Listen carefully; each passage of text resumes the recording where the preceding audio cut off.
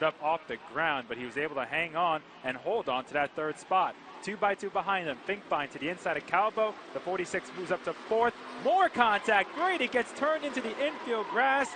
Finkbein goes around as well, back up the track, but everyone else avoids the 46. So 2 cars go around. The yellow flag has not come out. The vehicle is pretty cool to see up close. I mean, that thing is massive. As we take a look at the replay, this will be towards the back of the field. Chikoski in the 45 just loses it.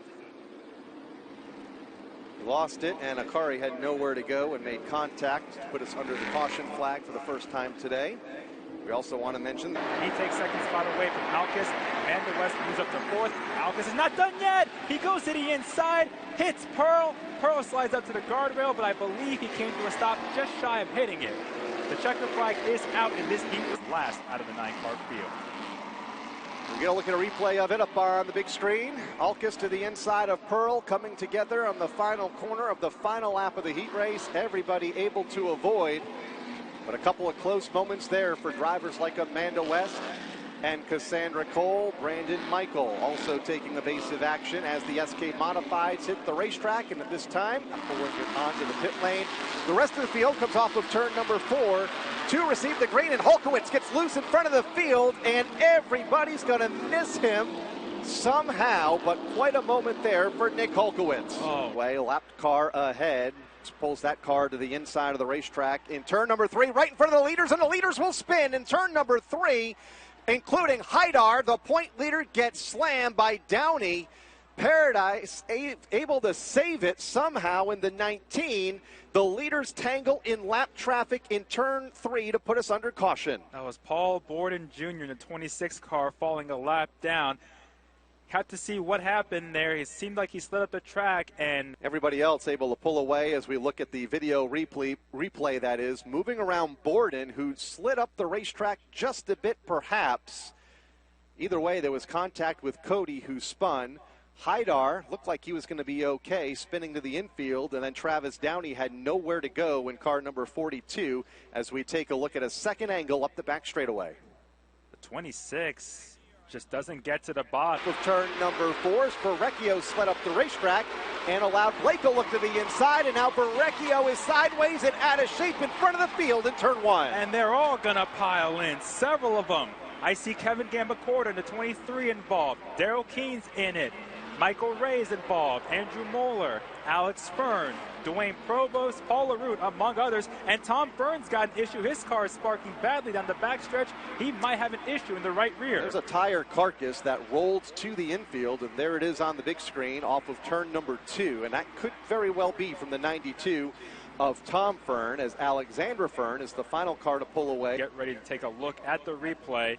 This is the battle for second between Paul Berrecchio Jr. and John Blake. Berrecchio to the bottom. The 61s knows what's still there, and when the second place car spins in front of the pack, that is the result.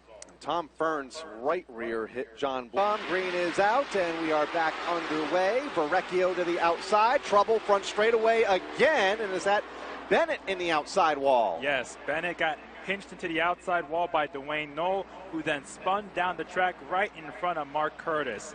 That all started when Knoll got hit from behind, it looked like, and spun to the right in front of Bennett, who quickly climbs out of the car. And we're going to go to a replay of the incident on the restart mid-pack. It's the 5th row on the inside. Knoll got hit from behind by Michael Ray, but I'm not sure if Knoll just had a problem shifting to high gear or what. But Knoll got hit from behind by Michael Ray, and that sent the 2. Lead off of turn number 2, but again, Duran strong in that second lane. Trouble off of turn number 2. One car spins. So Sullivan, he keeps it going. 2 to go. Had all sorts of bad luck this season until recently. Has run well here the last couple of weeks, but Lady Luck has found him again here tonight in the bad way. Looking at a replay, he had the 5 of R.J. Marcotte below him in turn 1. Hung on to it, and then didn't. It looked like Marcotte goes to the inside in turn 3. Jarvis gives him enough room. Christopher not giving up. They touch. Jarvis spins in front of the field. They all stack up and they pile in. Andrew Moeller's involved. Tyler Hines is in it. Ronnie Williams got a piece. Jonathan Puglia was involved. About 5 or 6 cars go around after contact between Jarvis and Christopher leads to the 33 spinning in front of the entire field. Matt Vassar pulls away in the 26. The 78 pulls away. Front tires pointing the wrong way. The 50 car might be done for the night. He came into this race second in points. Let's take a look at a replay, see what exactly happened off of turn number 4.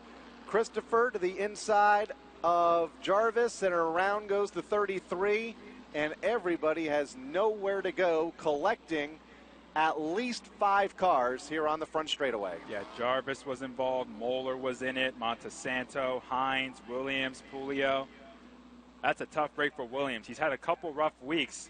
Last week, he had a right front tire deflating in the last laps, finished back in 13th, and now tonight he's not even going to finish. Another look. 82 into the back of the 33. He tried to get underneath Jarvis after Jarvis just cleared the 82 off of turn 2. David Arute spun out in the back of the pack as well, going on to the mini mile. Brian Narducci might have got a piece of that as well in the 85, although Narducci continues in unofficially the 3rd spot, or make that the 2nd spot on the racetrack right now. That's just tight racing.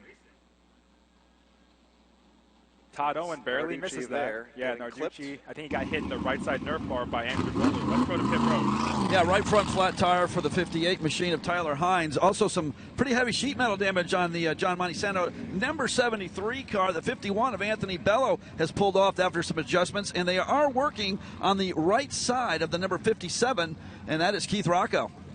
Add Teddy Hodgson to the list of cars involved in that gold 99 machine. He spun out as well. But I don't think he's got much damage, so that's what, 7, 8, 9 cars involved in that wreck. Right now, unofficially, as we work caution, the 13th spot belongs to the number 7 for Jonathan Pulio. That may change as cars head to pit lane, and the order is seems to be really good entering turn 1. Not quite clear of Di Matteo. Oh, Di Matteo hooks for Frano. The 88 spins down to the grass. Everybody navigates around to avoid. Di Matteo goes around, and he slams the guardrail in turn 3. The top of turn 4 last time by, but he seems to be okay, trying to pass the 3 of Troy Talman for a battle outside the top 6 as Di Matteo goes around in turn 4. And was that off the front bumper of the 88? Got in the radiator, but let's see what happened. Hines running in about the 9th or 10th spot. Coming into the frame. Did Kopech get into him? It looked like Kopech made contact with Hines. Narducci spins out in the wet grass. Narducci went to avoid low. Clear to 35. Yes, he can. Tyler Leary to the front. 2 to go. Looking for his first career win to the inside. They get together at the front of the field. Tyler Leary gets turned from the lead to a spin. Tyler Leary is